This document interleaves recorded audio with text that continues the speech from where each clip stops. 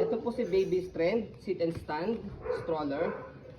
Okay, tandem stroller po ito, good for 6 months kasi nasa semi-recline lang po sila, up to 3 years old.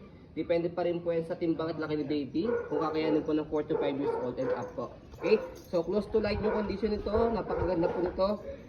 Sanitation lang po para magamit na po siya. Okay, so ito po yung details po ng stroller natin. Unahin natin sa harapan. So ito po yung canopy niya, wala po yung faded, walang discoloration. Okay. So yan. Hindi rin lumanting na. Ayan. Okay. So ito po yung seating pad niya. Okay, ganyan po siya kapag nakaupo. Upong-upo po siya compare sa mga normal stroller po. Ayan. So yung belt lock niya, 5 harness, safe na safe si baby, wala po yung putol. Okay. Ayan. Okay. So kapag sinemi-recline siya sa likod, meron siyang bakal na mahahawakan ito. So yan, adjust nyo ng ganyan. Okay.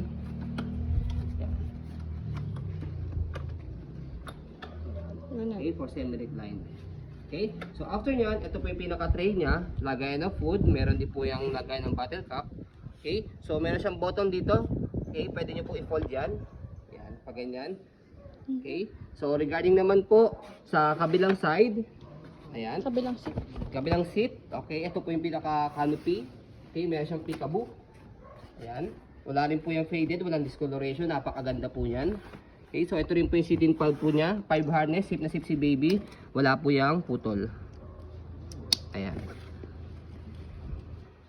Okay, so regarding naman po sa pag-upo po niya sa likod din, yan, meron po siyang inahatak dito. Ito. Press nyo lang po siya and then pull.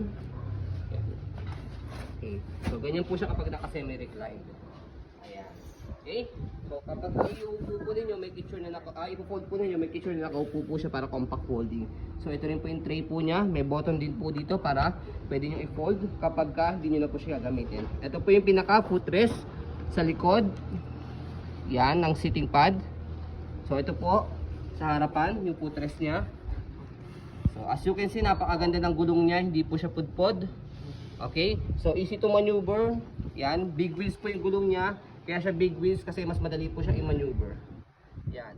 Pag small wheels, mahirap pa kayong i-maneuver, especially mabigat yung stroller and then dalawa pa po yung baby nakasakay. So body frame, napakaganda po ng condition niya.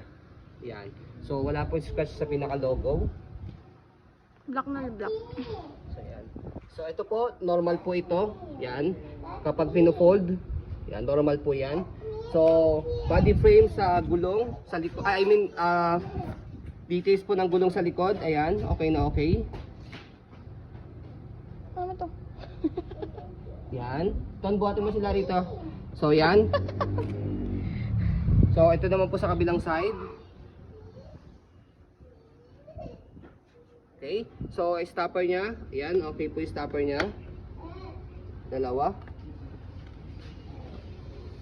Yan, okay. So, as you can see, may makikita kayo ditong tapakan. So, tapakan po ito dahil sabi nga po dito, sit and stand po siya. So, pwede po siya nakasit. Tatanggalin niyo po ito. Pwede po siyang nakatayo po dito. Okay? So, send po namin sa inyo yung reference kung paano po siya iupo. Okay? Tatanggalin niyo po itong pinaka sitting pad po niya. Okay? So, ito naman po yung body frame sa left side. Ayan. So napakaganda rin po ng body frame sa kabilang side. Pwede po ito sa mga masaselan po. Okay, sa mga nagtitipid na mami na ayaw bumili po ng brand new.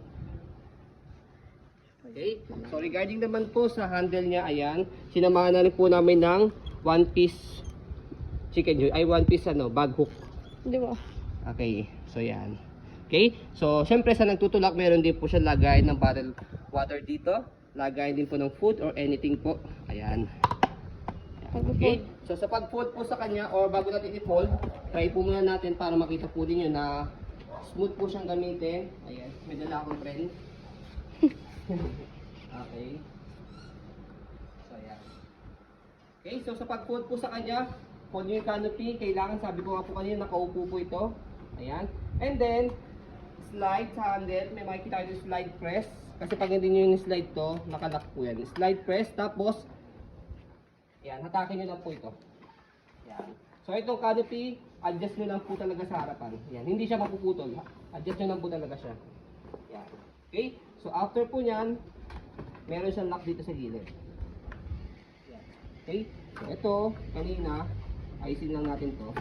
Yan, taas natin. Yan, para mag-compress po siya, mag-compact folding. Okay? Na-stand siya. So yan. So, can stand alone siya. So, kahit mag-mall po kayo, hindi po siya sagabal. Okay, kahit sa loob ng bahay po ninyo, hindi po siya sagabal kasi space saver po siya sa pag-fold. Sa pag-open po, ayan. So, tanggalin nyo lang po muna po yung lock dito sa gilid. Compress nyo lang po para mag-loose po siya. And then, bukan nyo lang po siya. Ayan. So, hindi po siya mahirap i-open saka i-fold. Ayan. Okay? So, bihira po kami magkaroon ng stock na ganitong kagandang stroller na tandem and then ganitong quality. Kaya grab yung opportunity na po dahil one click lang po ito. Hindi ito po tatagal sa amin ito ng ilang araw. Sa araw lang po ito nasusolve din po agad. So yun po, as you can see, very details po kami mag-video. Kasi yung shop policy po namin, no refund, no exchange. What you see is what you get po. So yun po, maraming salamat. Have a nice day and God bless po.